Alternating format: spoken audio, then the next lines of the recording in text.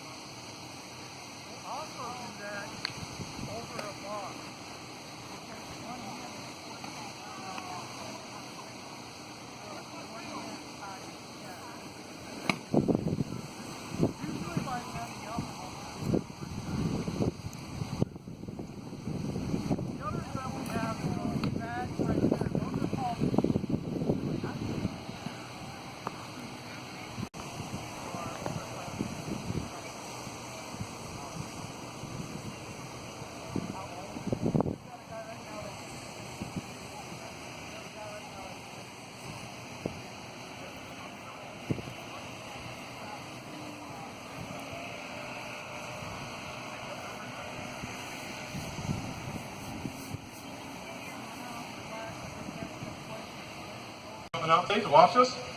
We'll hopefully be putting on a good show for you today. Real briefly, we do want to thank all local sponsors. That would be including K&J Tire and Auto Repair, Summit Heights Dental, American One Credit Union, Lester Brothers and All American Toilets, Jackson Coffee Company, Harris Country Market,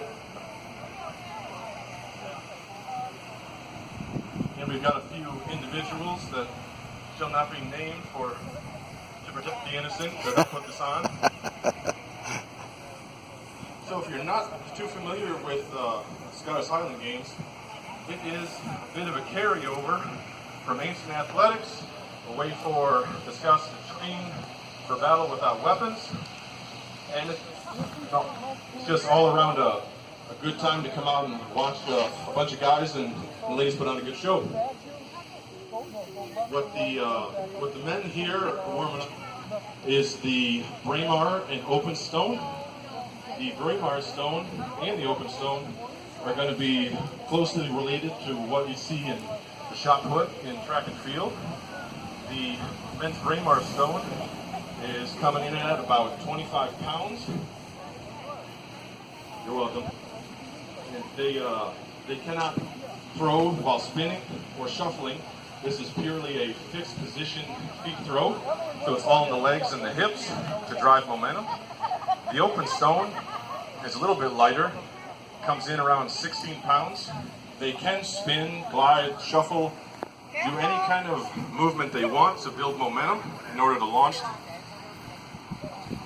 And behind me, we've got the ladies warming up for the sheaf toss. And it's not a traditional Scottish heavy athletic event. It is an Irish event, but because it looks pretty cool, they just incorporated it into the games anyway.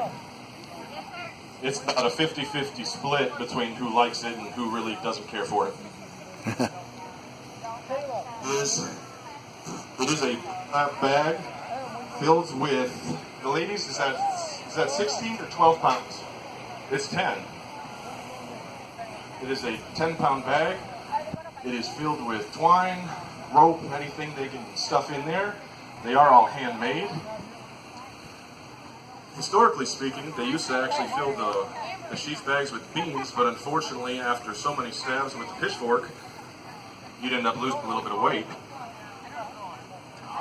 All the pitchforks typically are handmade to a point, some thought. It's hard to find them nowadays.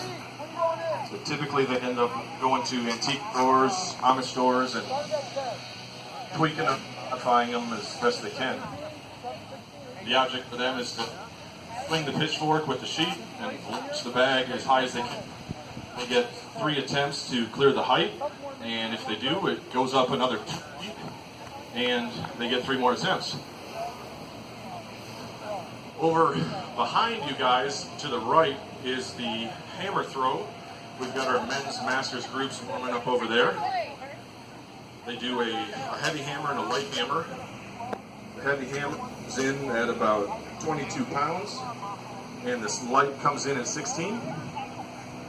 It is a little bit different than the high school or collegiate hammer, it's not connected by a cable or wire to the handle.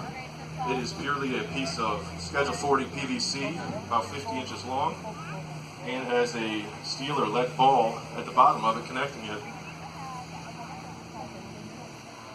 And the object obviously for them is to swing it around over their heads. They release it backwards, get it as far as they can, and they get 3 attempts each at each weight.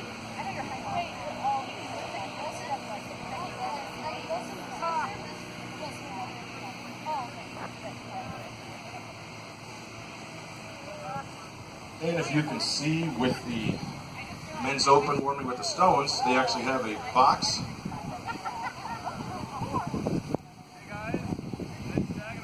They have a box in front of them that they have to stay inside of when they throw the stones.